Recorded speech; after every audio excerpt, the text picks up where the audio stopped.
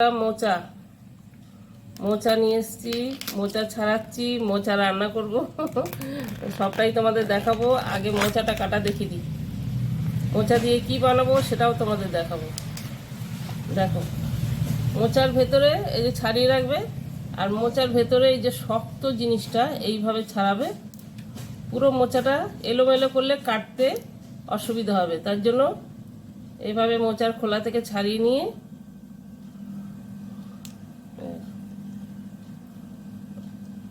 এগুলো এরমভাবে, এই ডান্ডাটা শক্ত ডান্ডা কিন্তু একদম সিদ্ধ হয় না, আবার পেটে গিয়েও গলবে না যদি এই ডান্ডা সমেত করো। অনেক জায়গায় বাজারে কেটে দেয়, কিন্তু ওই দাঁড়া শুধু থাকে, আবার অনেক জায়গায় কেটে দেয় না। কিন্তু মোচাটা বাড়িতে এনে কাটলে নিজের মতন করে ভালো হবে। দেখেছো, এই যে আমি কতগুলো ছাড়িয়ে রেখেছি, খালি কিছুটা তোমাদের দেখাবো বলে এটা পুরোটাই ছাড়িয়ে রেখেছি আমি। এইভাবে এইভাবে কাটতে হবে।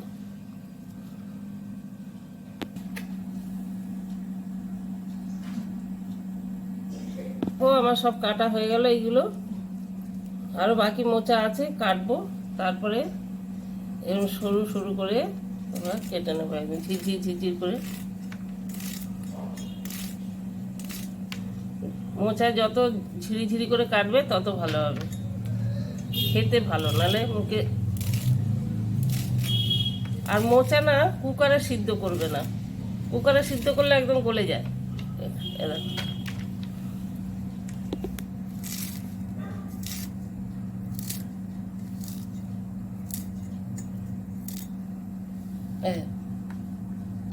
কুকারে সিদ্ধ করলে, কুকারে যখন সিদ্ধ করবে ওটা একটা গন্ধ আছে, ওটা ভালো লাগে না।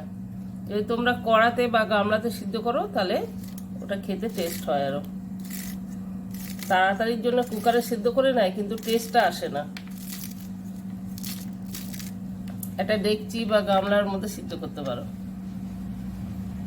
তো চলো বন্ধুরা, পুরো মোচাটা কেটে নিই, কেটে নিয়ে তারপর আবার তোমাদের দেখাচ্ছি কি দিয়ে রান্না করব। সঙ্গে থাকো।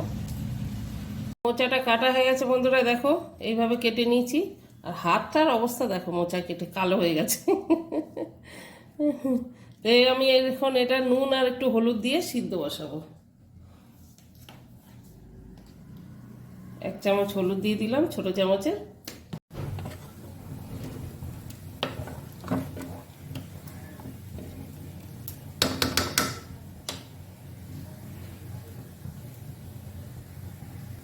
মোচা সেদ্ধ হয়ে গেছে, এবার ছেঁকে নেব।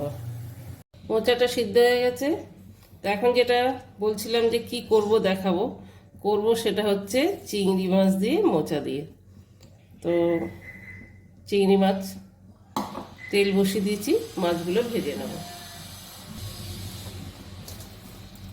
তেলটা গরম হয়ে গেছে, চিংড়ি মাছটা দিয়ে দেবো।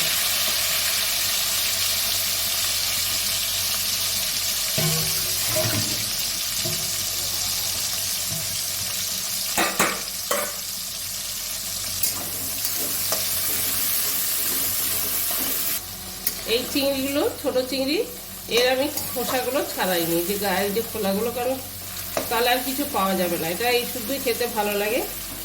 আর একটু বড় চিংড়ি হলে পুরো ছাড়ানোটা দেখিয়ে দিত। মাছটা ভাজা হয়ে গেছে বন্ধুরা, চিংড়ি মাছটা তুলে নেবো একটা বাটিতে।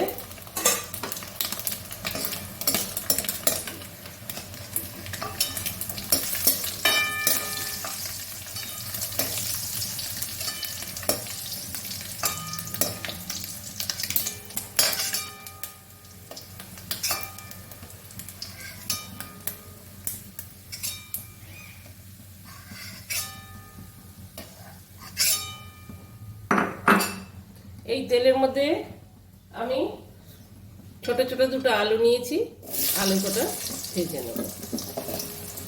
আলুটা একটু ভেজে নিলাম।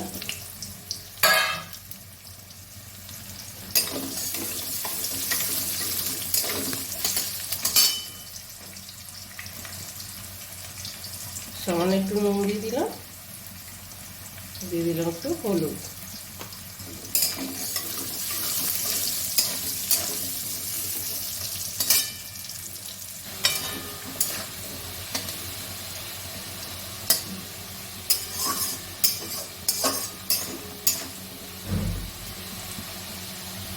আলুটাও ভালো করে ভাজা হয়ে গেছে।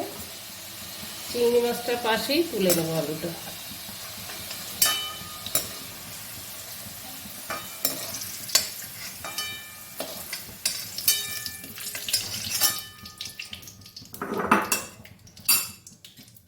এই তেলের মধ্যে আমি একটু ফোড়ন দিয়ে দেবো।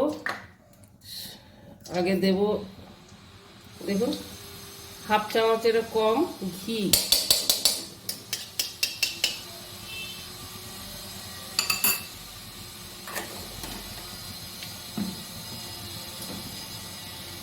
এর মধ্যে আমি দিয়ে দিলাম তেজপাতা, শুকনো লঙ্কা গোটা আর জিরে, গোটা জিরে।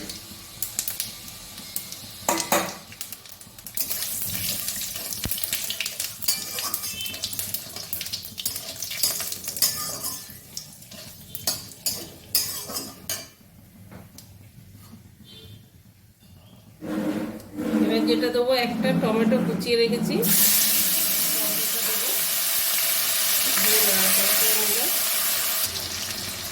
দিয়ে দিলাম সামান্য জল।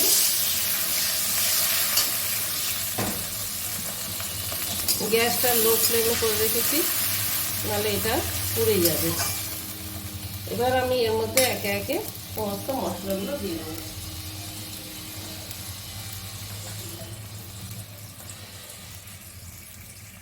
হাফ চামচ জিরের গুঁড়ো, হাফ চামচ ধনের গুঁড়ো,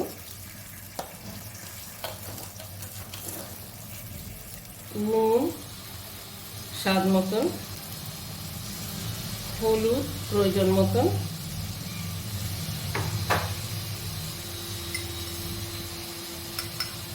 লঙ্কার গুঁড়ো প্রায় হাফ চামচ দিয়ে ভালো করে মিক্স করে নেব। মশলাটা ভালো করে কষে নেব একদম, যতক্ষণ না মশলার তেল বেরোচ্ছে ততক্ষণ মশলাটা কষে নেব। জলটা আগে দিলাম, কেন গুঁড়ো মশলা দিয়েছি, নাহলে মশলাটা পুড়ে যাবে, সেই জন্য জলটা আগে দিলাম। আর ওর মধ্যে আমি নুনটা এর জন্য আগে দিলাম, টমেটোটা গলে যাবে।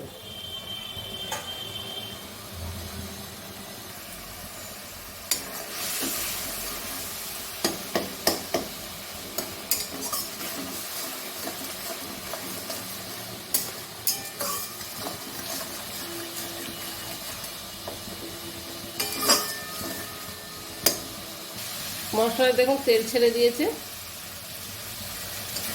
তার মানে মশলাটা কষা হয়ে গেছে। টমেটোটা একটু গলিয়ে দিই।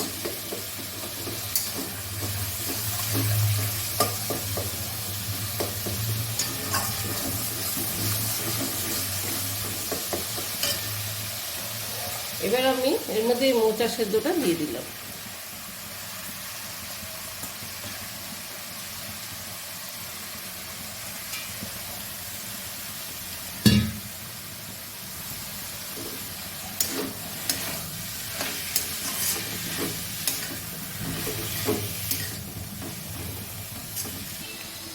মোচাটা একটু নাড়াচাড়া হয়ে গেছে, এবার দিয়ে দেবো সেটা হচ্ছে এই আলু ভাজা চিংড়ি মাছ ভাজাটা।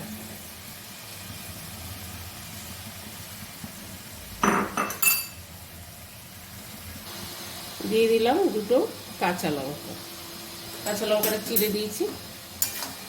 এবার ভালো করে কষিয়ে নেব।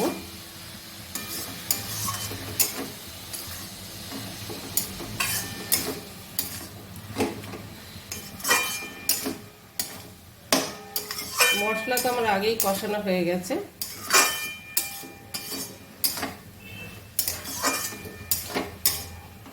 ব্যাস, এবার একটু চাপা দিয়ে দেবো যাতে আলুটা সিদ্ধ হয়ে যায়, কেন আলু তো সিদ্ধ করিনি, আলুটা শুধু আমি ভেজে নিয়েছি।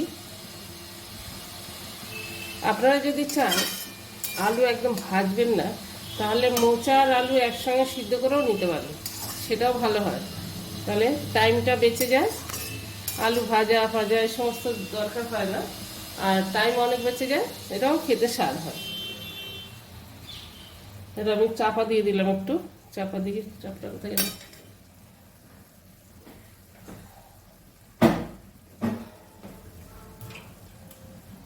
চাপা দিয়ে দিচ্ছি। তো বন্ধুরা, তোমরা যারা কাটতে পারো না মোচা, তো দেখেছো কিরমভাবে কাটতে হয়, তো কাটাটাও দেখিয়ে দিলাম। যে জানে না তার কাছে অনেক কঠিন, আর যে জানে তার কাছে অনেক ইজি। তো ইজি পদ্ধতিতেই আমি দেখিয়ে দিলাম, কারণ আমি নিজেও আগে জানতাম না, শিখেছি মায়ের কাছ থেকেই। তো তোমরা ওইভাবে কাটবে। অনেক সময় কী হয়, বাজারে কেটে দেয় না, আবার কেটে দিলেও ওই শিরগুলো ভালোভাবে কাটে না, যার জন্য বাড়িতে যেরকমই তোমরা পারো না কেন, বড় করে পারো চা ছোটো করে পারো, মোচা যদি কুকারে তোমরা সিদ্ধ করো তাহলে ও বড় ছোটো কোনো ব্যাপার না। তো বাড়িতে কাটাই ভালো যদি টাইম থাকে। ঢাকাটা খুলে দেবো।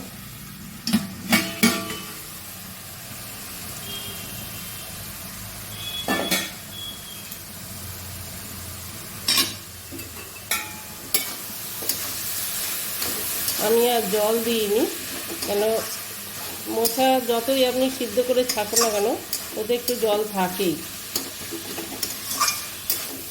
আবার সেই নুন দিয়েছি যেহেতু, তো মোচা নুন দিয়ে সিদ্ধ করা ছিল, যার জন্য ওইটুকু নুন দিলাম আমি, জল জল বেরিয়েছে।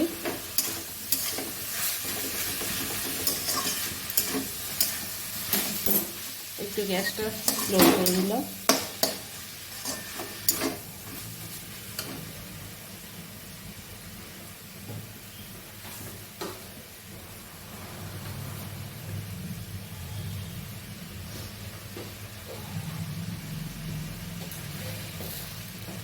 ওয়ান টিস্পুন চিনি, মিষ্টি দিয়ে দিলাম একটু, আর দিয়ে দেবো সামান্য সামান্য শাহি সানরাইজ গরম মশলা।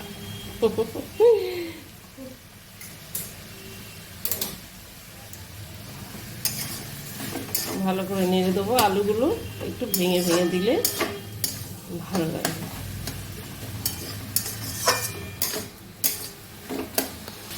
তো বন্ধুরা, হয়ে গেল মোচা চিংড়ি, আলুগুলো সব আমি গলিয়ে গলিয়ে দিলাম।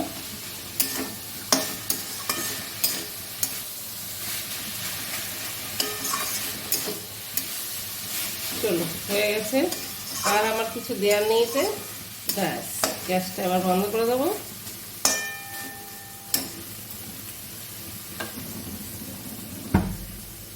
সার্ভ করে দেবো। তো বন্ধুরা, হয়ে গেল মোচা চিংড়ি। আপনাদের কেমন লাগলো রেসিপিটা প্লিজ কমেন্ট করে জানাবেন। আর যদি ভালো লেগে থাকে তাহলে ওই রোজকারের মতন ওই একটাই কথা আমার,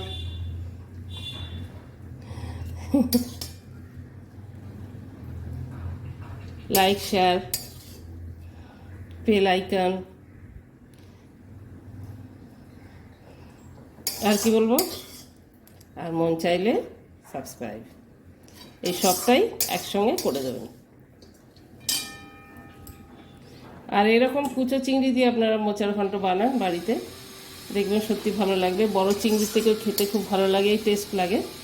কারণ মোচা তো পুরো গলে, আলুর সঙ্গে মোচা গলে একদম মিশে গেছে, চিংড়িগুলোই যখন মুখে পড়বে ভালো। যদি চিংড়ি মোচা সবটাই ভালো লাগে, নিরামিষও ভালো লাগে, আর মাছের মাথা দিয়েও ভালো লাগে, চিংড়ি মাছ দিয়েও ভালো লাগে, সব রেসিপিটাই মোচার ভালো লাগে।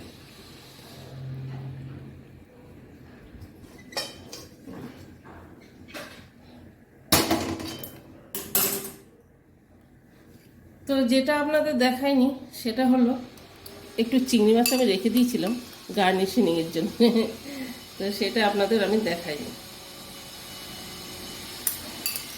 গার্নিশিং করে দিলাম। কেমন লাগছে, রান্নাটা কেমন লাগলো এবং দেখতে কেমন লাগছে অবশ্যই কমেন্ট করে জানাবেন। আর পাশে থাকা বেল আইকনটা দাবিয়ে দেবেন, যাতে আমি যে কোনো রেসিপি আগে দিই তাহলে আপনাদের সবার কাছে আপনাদের আগে পৌঁছে যায়। তো সব থেকে আগে পৌঁছে যায়। আজকে একটু উল্টোপাল্টা হচ্ছে নাকি বলাটা, কি জানি কেন হচ্ছে, একটু সাউন্ডটা চতুর্দিকে হচ্ছে। যাই হোক, অনেক বকবক করেছি। তো মোচা চিংড়িটা কেমন লাগলো সেটা অবশ্যই বলবেন কমেন্ট করে। আর সবাই সুস্থ থাকবেন, ভালো থাকবেন। আর কি বলবো, বাই, টাটা, আবার দেখা হবে নেক্সট ভিডিওয়ে, টাটা। চতুর্দিকে এত সাউন্ড আসছে না, আজকে বলাটাও ডিস্টার্ব হয়ে যাচ্ছে, তো আর কি আমার বন্ধুরা বুঝে যাবে।